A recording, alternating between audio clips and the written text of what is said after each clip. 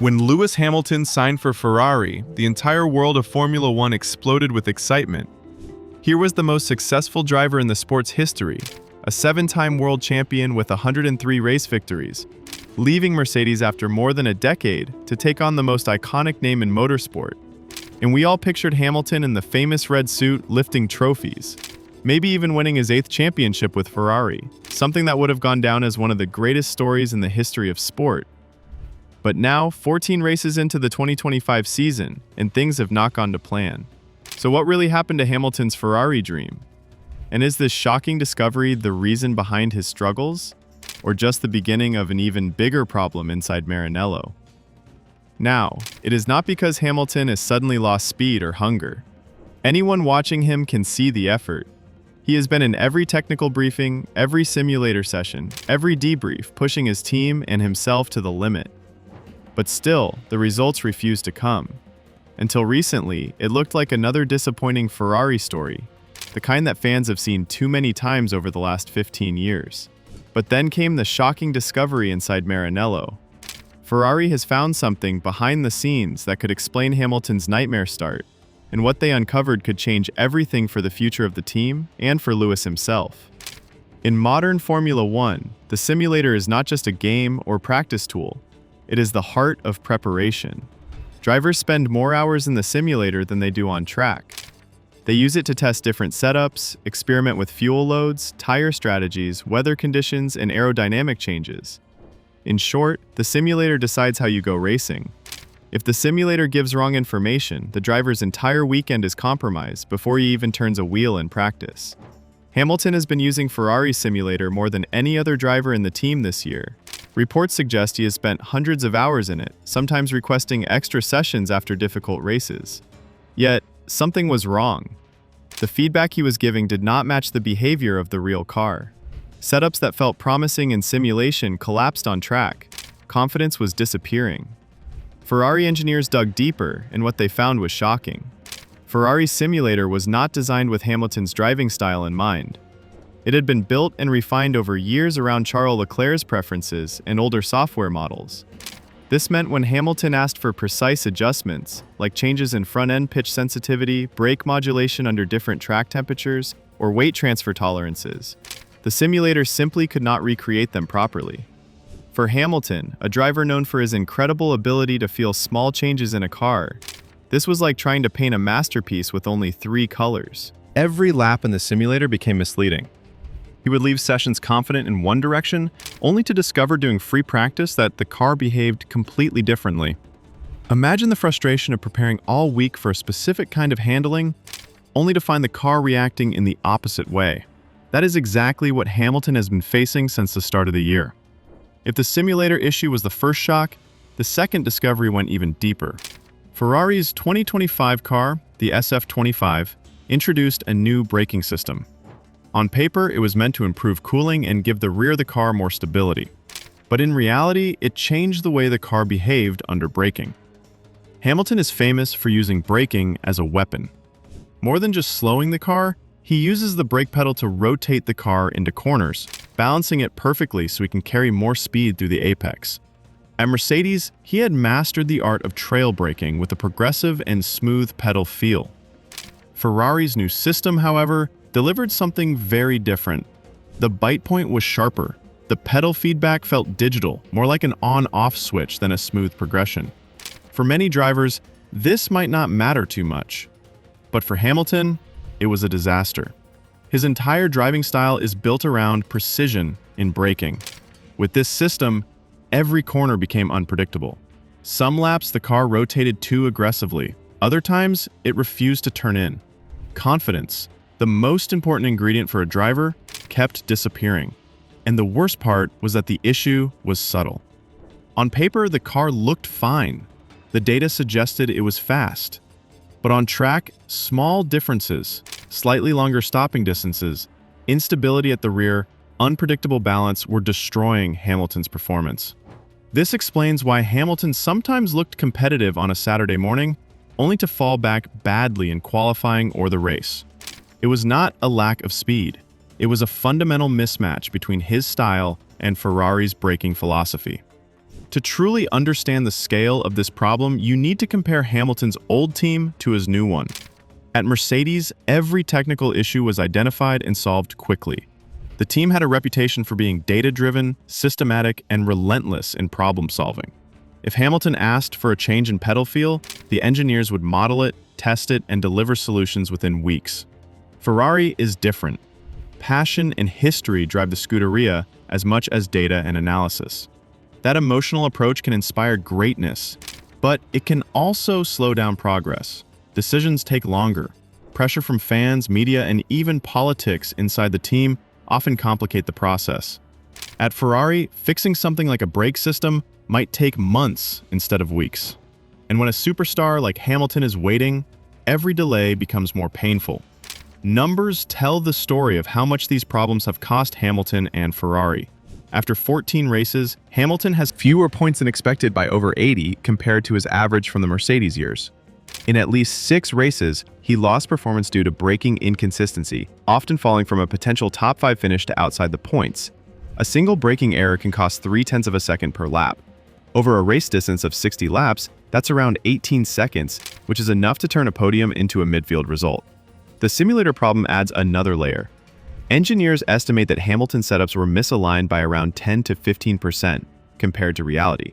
That might sound small, but in Formula 1, even a 1% error can separate pole position from Q2 elimination. Put simply, Ferrari's mistakes have robbed Hamilton of the chance to fight where he belongs. Ferrari team boss Fred Vasseur has spoken carefully about Hamilton's struggles. On the surface, his comments sounded like mild criticism, but many believe he was sending a coded message. He admitted that small differences in car behavior were hurting Hamilton more than people realized. In other words, he was confirming that the issues were real, not excuses. This was important because in Formula 1, perception matters. When a great driver struggles, people start whispering about decline, age, or motivation.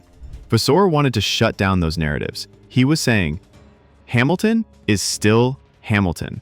The problems are technical, not personal. Now comes the real question.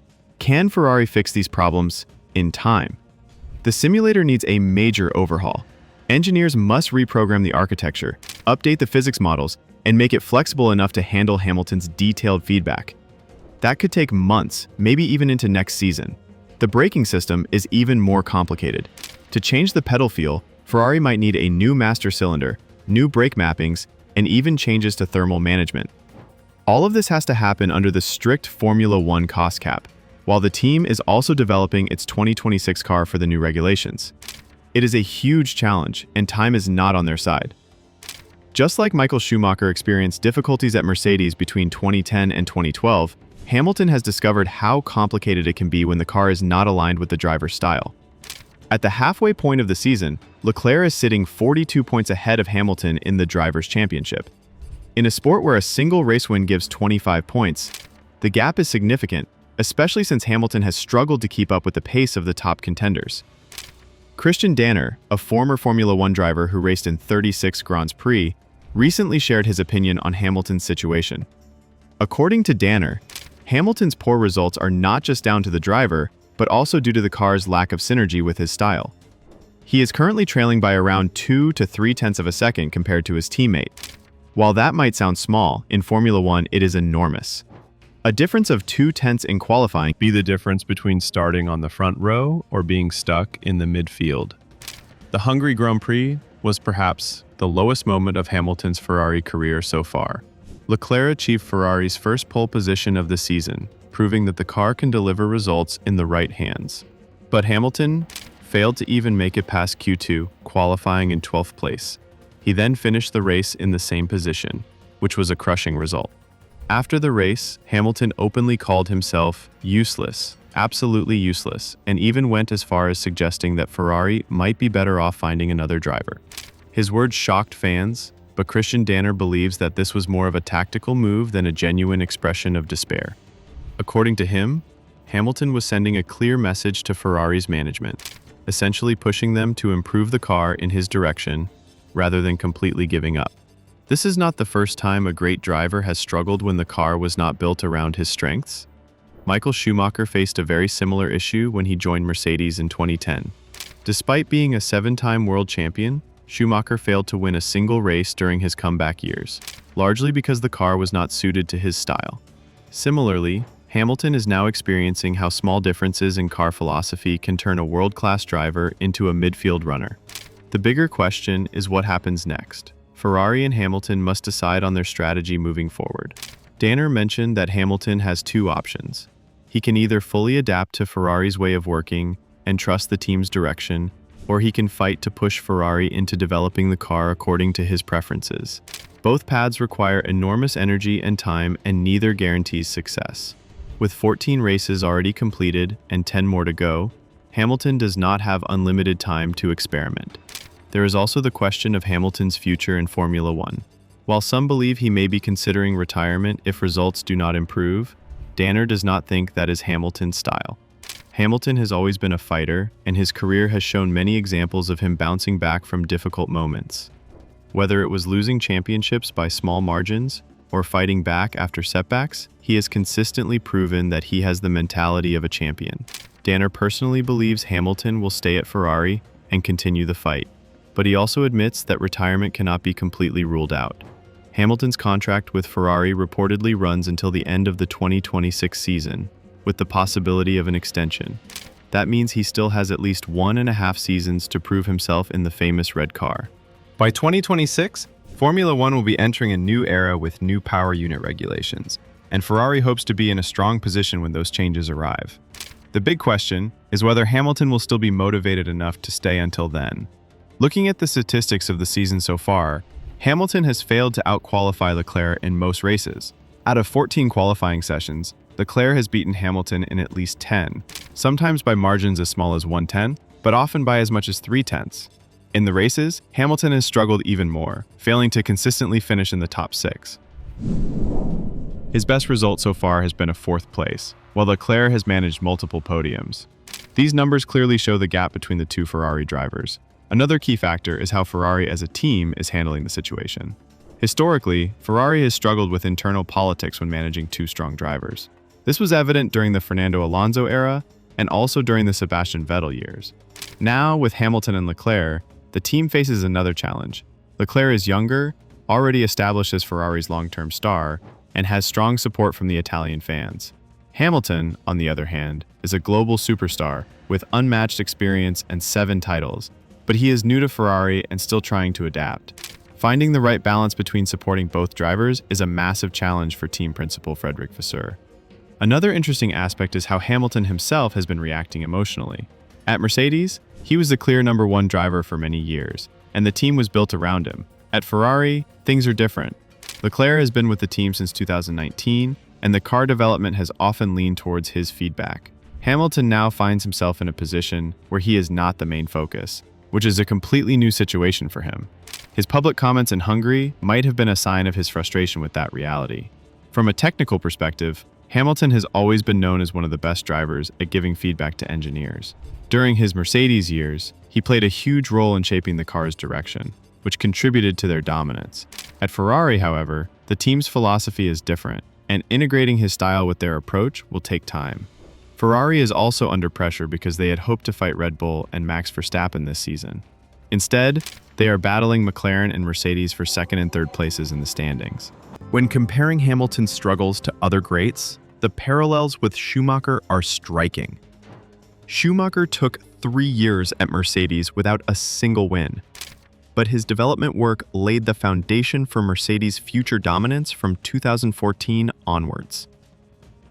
Hamilton may not want to spend years without wins, but if he stays, he could be the one who helps Ferrari prepare for a new era of success with the 2026 regulations. In the paddock, opinions are divided. Some believe Hamilton is too old to fully adapt, as he will be 41 by the end of his Ferrari contract.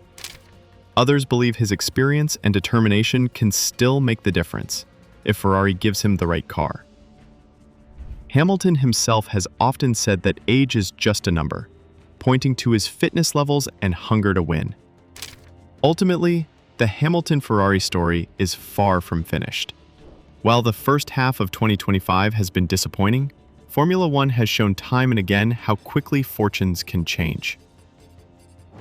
Don't forget to comment down your thoughts on Hamilton's situation. And while you're down there, make sure to hit that subscribe button as well.